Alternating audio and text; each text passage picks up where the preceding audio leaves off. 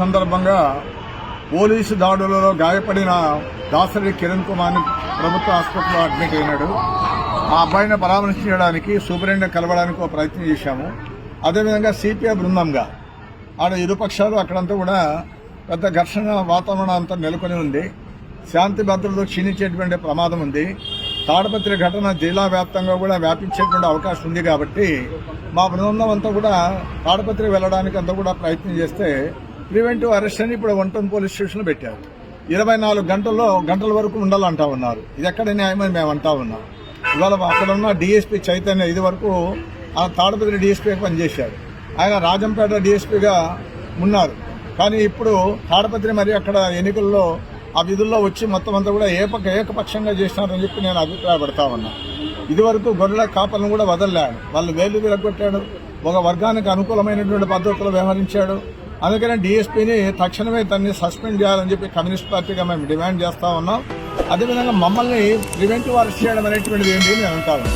CPI బృందంగా మేమంతా కూడా పరిశీలించడానికి వెళ్తామంటే మీరు మాకు అనుమతి ఇవ్వండి. ఒక 2 కానిస్టేబుల్ పెట్టాను మా వెంట.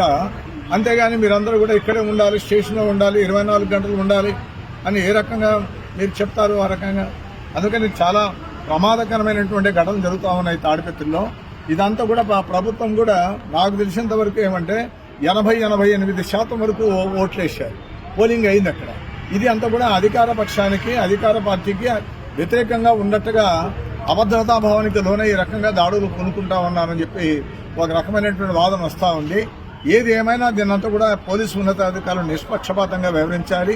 అదేవిధంగా ఎన్నికల అధికారులు కూడా వారు కూడా సీరియస్గా తీసుకోవాలి. ఇప్పటికే ఢిల్లీ నుంచి చీఫ్ ఎలక్షన్ కమిషన్ వాళ్ళు సిఎస్ జవహర్ రెడ్డిని, అదేవిధంగా హరీష్ కుమార్ గుప్తా డీజీపీని కూడా వాళ్ళని రమ్మన్నారు. ఇప్పుడు ఢిల్లీకి పిలిపిస్తా ఉన్నారు. అదేవిధంగా చాలా సందర్భాల్లో జవహర్ రెడ్డి పైన మొట్టికాయలు వేసింది కోర్టు. ఆయన కూడా ఏకపక్షంగా చేస్తా ఉన్నారు. ఆయన కనీసం వృద్ధాప్య పెన్షన్లకు సంబంధించి కూడా ప్రభుత్వానికి అనుకూలమైనటువంటి పద్ధతిలో వ్యవహరించడం జరిగింది. అందుకే ఇటువంటి ఘటనలు మేము తీవ్రంగా ఖండిస్తా ఉన్నాం. ఇవాళ నిష్పక్షపాతంగా పోలీసు ఉన్నతాధికారులు చర్యలు తీసుకోవాలి, శాంతి భద్రతను కాపాడాలి, ఎవరికి కూడా ప్రాణాపాయం జరగకుండా, నష్టం జరగకుండా ఆ జాగ్రత్తలు తీసుకోవాలని చెప్పి పోలీసు ఉన్నతాధికారులను కోరుతా ఉన్నాం.